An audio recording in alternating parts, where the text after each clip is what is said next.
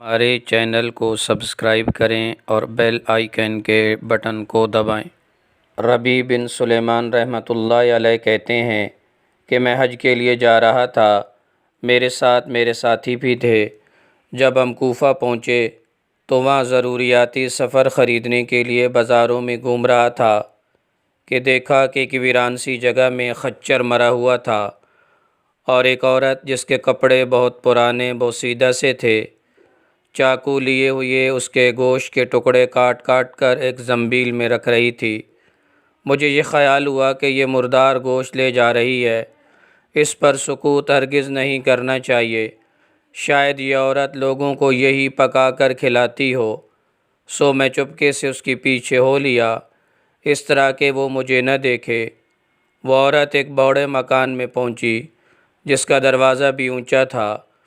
اس نے جا کر دروازہ کھٹکھٹایا، اندر سے آواز آئی، کون؟ اس نے کہا، کھولو، میں بدحال ہوں۔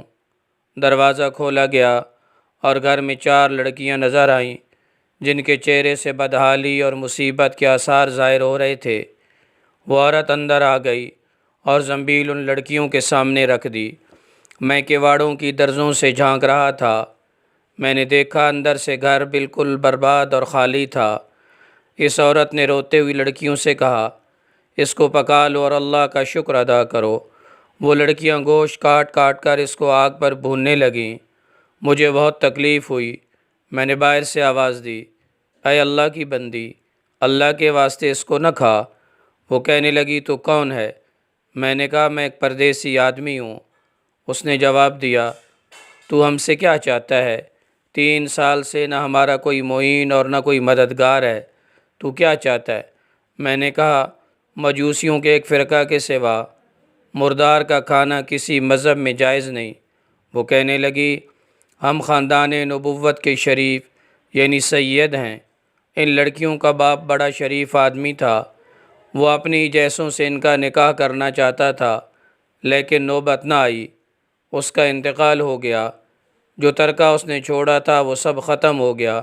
ہمیں معلوم ہے کہ مردار کھانا جائز نہیں، لیکن اضطرار میں جائز ہوتا ہے۔ ہمارا 4 دن کا فاقہ ہے۔ ربیع کہتے ہیں، اس کے حالات سن کر میں بے چین ہو گیا اور اپنے ساتھیوں سے آ کر کہا، میرا تو حج کا ارادہ نہیں رہا۔ سب نے سمجھایا لیکن میں نے کسی کی نہیں سنی۔ میں نے اپنے کپڑے اور احرام کی چادریں اور جو سامان میرے ساتھ تھا وہ سب لیا، اور نقد 600 درہم تھے وہ لیے، اور ان میں سے 100 درہم کا آٹا خریدا اور باقی درہم آٹے میں چھپا کر اس بڑھیا کے گھر پہنچا اور یہ سب سامان اور آٹا وغیرہ اس کو دے دیا۔ اس نے شکریہ ادا کیا اور کہنے لگی، اے ابن سلیمان، اللہ تیرے اگلے پچھلے گناہ معاف کرے، تجھے حج کا ثواب عطا کرے، اپنی جنت میں تجھے جگہ عطا فرمائے اور ایسا بدل عطا فرمائے جو تجھے بھی ظاہر ہو جائے۔ ربیع کہتے ہیں، حج کا قافلہ روانہ ہو گیا۔ میں ان کے استقبال کے لیے کوفہ ہی رکا رہا تاکہ ان سے اپنے لیے دعا بھی کرواؤں۔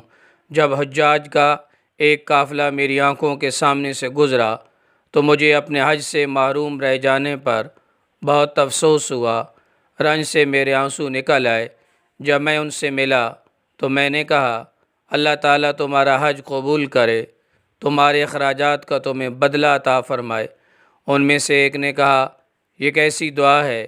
میں نے کہا، اس شخص کی دعا جو دروازہ تک کی حاضری سے محروم ہو۔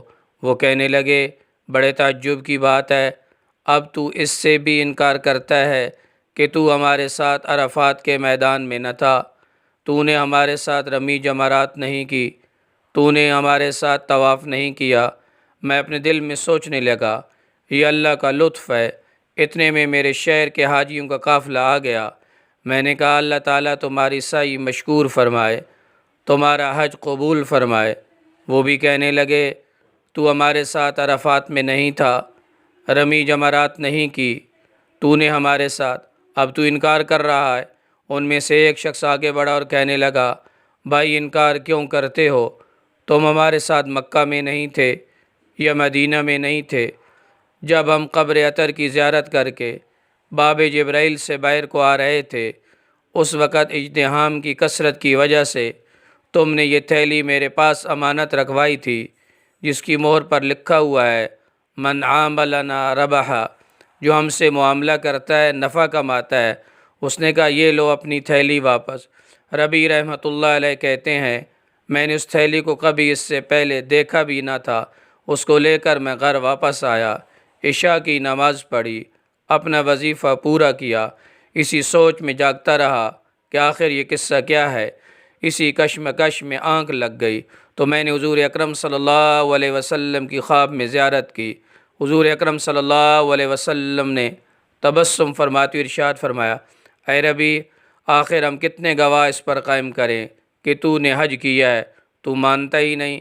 بات یہ ہے کہ جب تو نے اس عورت پر جو میری اولاد میں سے تھی خرچ کیا اور اپنا حج کا ارادہ ملتوی کیا تو اللہ تعالیٰ نے اس کا نعم البدل تجھے عطا فرمایا۔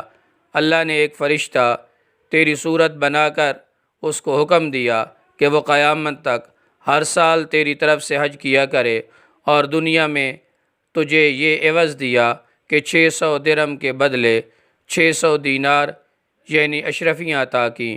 ربیع رحمۃ اللہ علیہ کہتے ہیں جب میں سو کر اٹھا تو اس تھیلی کو کھول کر دیکھا تو اس میں 600 اشرفیاں موجود تھیں۔